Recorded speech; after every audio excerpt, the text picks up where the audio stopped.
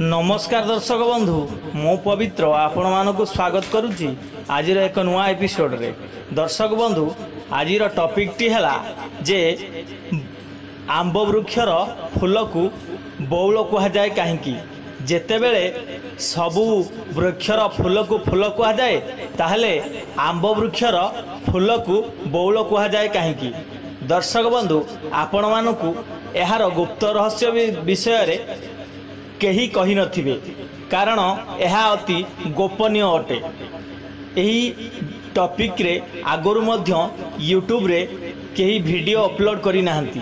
ये प्रथम वीडियो जहाँकि आपण मानक पई अति शिक्षणीय रहिबो एवं हेल्पफुल रहिबो। तो दर्शक बंधु आज आपण मानक मु कहिबी आंब वृक्षर महानता एवं आंब वृक्षर फूल को बौल बोली कह जाए कहीं।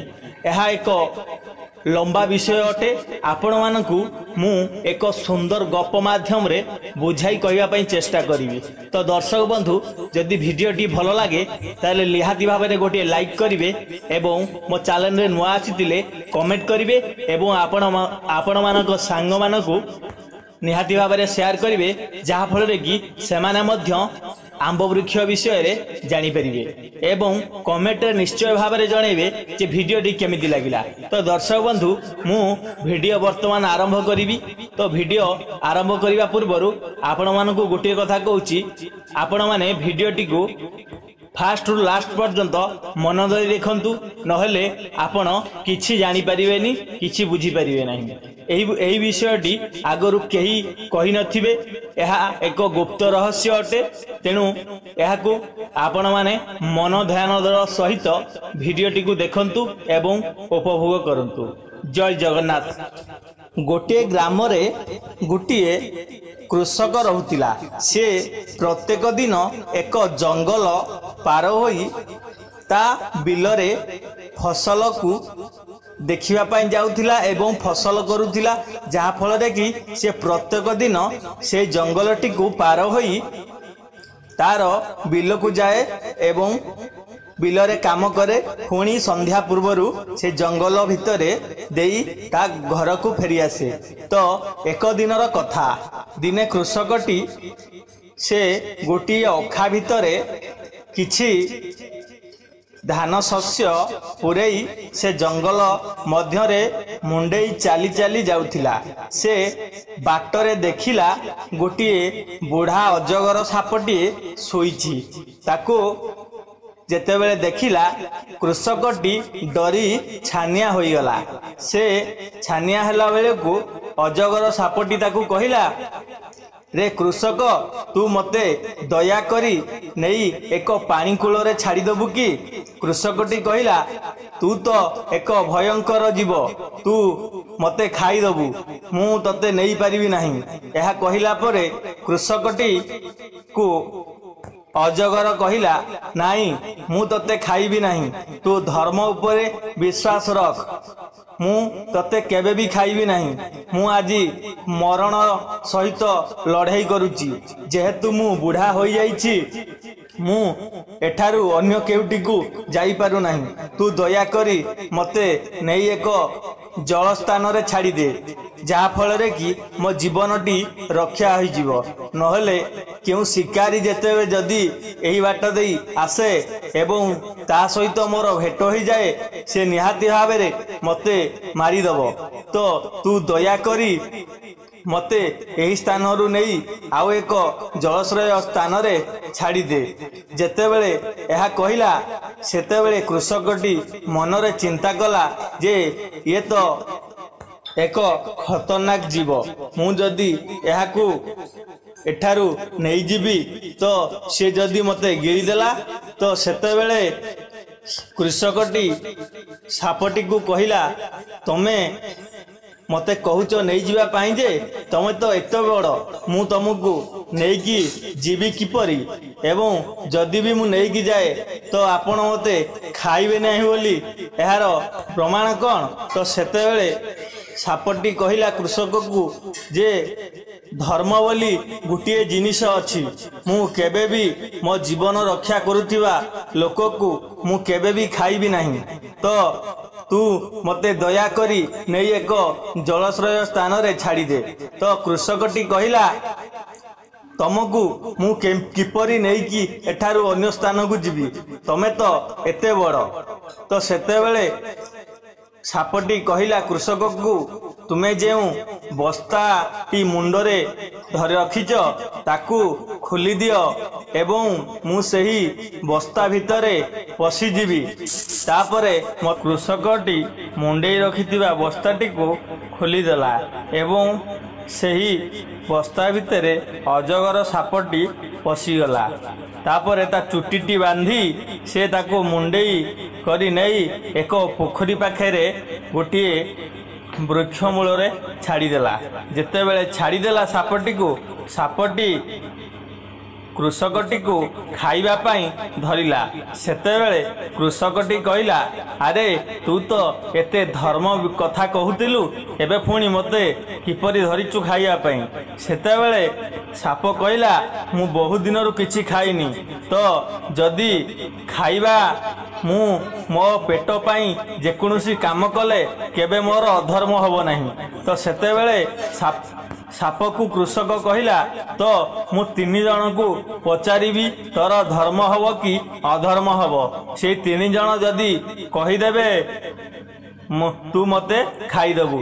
तो से पोखरी कूल रे गोटे बलद चरुथला। से कृषकटी बलद को पचारिला अरे बलद एई भली मते साहाଯ୍ୟ मागिला साप मरी जाई थांदा ताकू माणी एई पानी कूल रे छाड़िली से मते खाइबो बोली कहूची एहा धर्म ना अधर्म। तो बलदटी कृषक को उत्तर देला मु जेते बेले मोर बयस थिला बल थिला मते मो साऊ बहुत प्रकार खाद्य दिए एवं मु खाई तार काम करे जहा फल कि आज मो साऊ गोटे जमीदार हो पारिछि। किंतु से जमीदार हैला परे देखिला जेतेबेले मोर बड़ बयस नाही मु काम करि पारु नाही मते सी छाड़ी देला घर बाहर कर देला। तो तते से खाइबो कि न खाइबो एहा मु कहि पारिबि नाही। से तापरे कृषकटी जेउ वृक्ष मूल रे साप को छाड़ी थिला सेही आंब वृक्ष को पचारिला।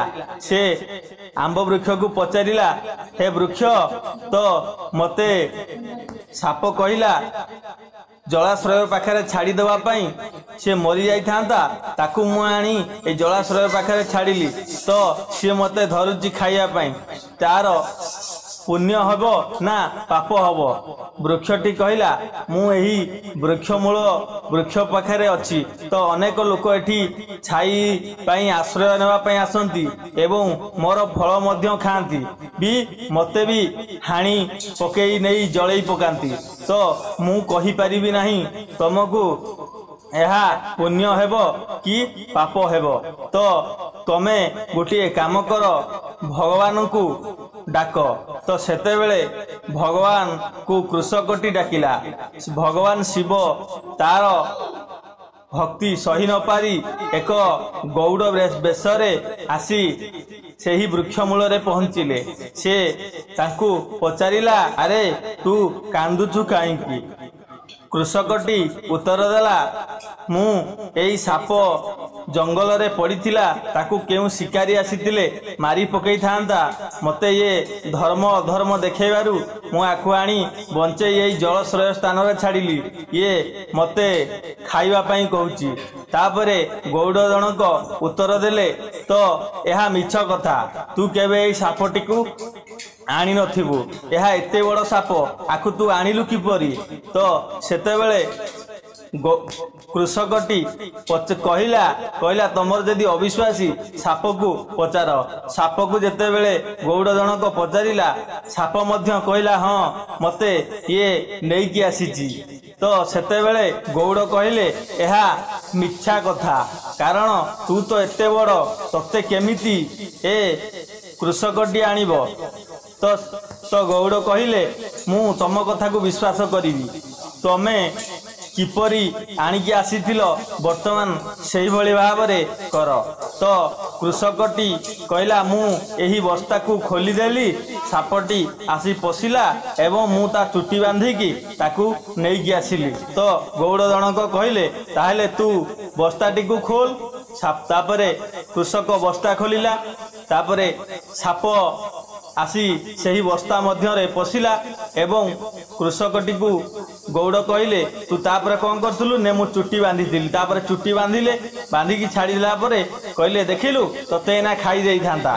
देखी आंब वृक्ष कहला धर्म अछि जेहेतु एही आंब वृक्ष पाखरे एही धर्म कथाटी घटिला भगवान शिव तांकू वर देले जे समस्त फूल को फूल को बौल कह एवं तो वृक्ष मूल जी मल त्याग करिवो तार अनेक पाप हबो एवं यह अमृत वृक्ष जेहेतु आंब वृक्षटी स्वर्गरु अमृत वृक्ष भाव में आसीची से ही दिन ठारू आंब वृक्षर फूल को बौल कह जाए। तो जदि वीडियोटी आपन को भल लगे ताहले वीडियो को गोटे लाइक करी शेयर करी कमेंट करी चैनल को निश्चय भाव में सब्सक्राइब कर देबे। जय जगन्नाथ हर हर महादेव।